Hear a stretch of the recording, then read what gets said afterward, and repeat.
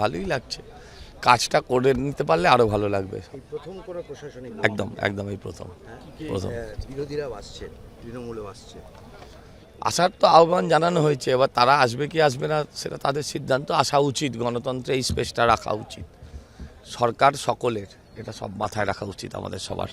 কিন্তু মমতা বন্দ্যোপাধ্যায় তো এখনো বিশ্বাসও করেন না তিনি হেরেছেন, বা তার জন্য ডাক্তার দেখানো উচিত, তার জন্য ডাক্তার দেখানো উচিত। এই ধরনের বয়সে এই ধরনের সমস্যা হয় অনেকেরই, এটা বয়সের সমস্যা। এটা বয়সের সমস্যা।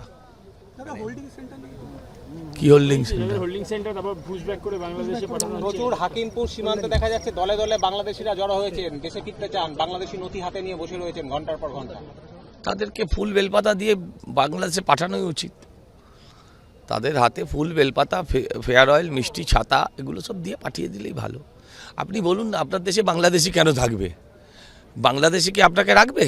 যে কোনো দেশ, যে দেশের বাসিন্দা নয়, আপনি আপনার বাড়িতে রাখেন না, তো অন্য দেশের লোক, এবং তারা ফিরতে চায়, তাদেরকে আর কি করে কেন জোর করবেন? পাঠিয়ে দিন। আর অভিষেক বন্দ্যোপাধ্যায়ের বাড়ি, যেটা নিয়ে এত বিতর্ক, বাড়িতে ঢুকতে দিচ্ছে না এখনো পর্যন্ত, উনি 10 দিন সময় চেয়েছেন, মানে এই এখন দেখুন, সিস্টেম সব কিছুরই আছে, উনি সময় চাইতে পারেন।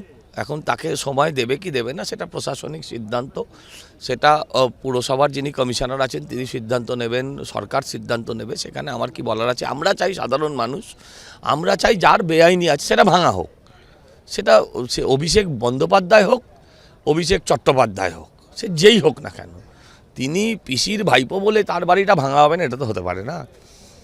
তিনি বড় বড় জ্ঞান দেবেন, আইনের বলি শোনাবেন, হ্যাঁ, ভারতবর্ষের সর্বোচ্চ আইন প্রণয়ন ব্যবস্থা তিনি একটা অঙ্গ হবেন, আর তিনিই বেআইনি কাজ করবেন, এটা কেমন করে কথা হলো?